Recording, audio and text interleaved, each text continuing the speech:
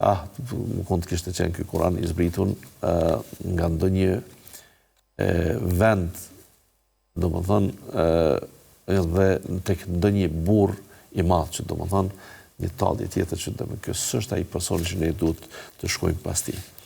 Kam pas një kategori tjetër e njerëzve që nuk e kanë pas nga mosbesimi e as nga zilia. Pra pse këtu ishte ky jetimi i djehit, të ishte profet, pra kësaj. Por këta kanë pas thjesht edhe ignorancë. Çfarë ignorancë kanë pas? وإذا ناديتم إلى الصلاة اتخذوها هزوا ولعبا ذلك بأنه قوم لا يعقلون. Allahu thot kur ti i thirr ata në namaz, ata namazin e marrin me tallje, e marrin me lojë. Thot dhe këtë nuk e bëjnë për gjë tjetër, por janë popull që nuk dinë. Thjesht nuk dinë. Ignoranca është ata që i mbulon.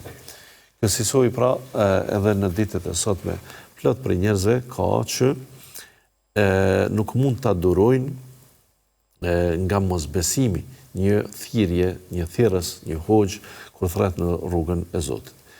Ka një kategori tjetër që nuk e kanë thjesht mosbesim, por pse nga kategoria e hoxhallarëve të del dikush që mund të na jep ndonjë të mirë, ndonjë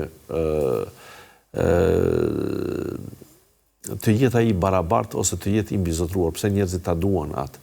Mundohen që hoxhën ta njollosin me gabimet eventuale, ndonjë gaf që mund ta bëj në thirrjen e tij, e që të bëhet temë e mediave edhe të mundohen pra ta njollosin personalitetin e tij, në mënyrë që fjala e Allahut të mos arrijë në veshët e duhur aty ku duhet ajo të depërtoj, për faktin se ata nuk duan që hoxha të afirmohet.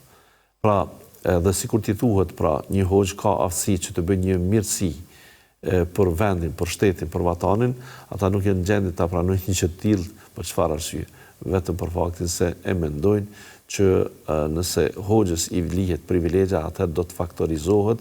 Faktorizimi i tij nuk është faktorizim i personalitetit të tij, se këtë janë gjendje ta gëlltisin, ta përbijnë vlet, por faktorizimi i tij mund të jetë faktorizim i fjalës së tij, e cila tash do ta shohim se çfarë ka ndodhur pra me kategorinë tjetër të njerëzve, pse ata pikërisht pra e kanë mohu. E tash kur ishte kjo kategoria tjetër, thjesht që kanë ignorancë, nuk është që dëshirojnë ta refuzojnë fjalën e Allahut, por kanë një ignorancë të thellë.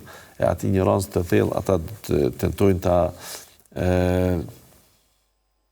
refuzojnë pra thirrjen e Allahut për shkak të paditurisë për gjërat që atyre ju vinë në thirrjen e profetit në këtë rast.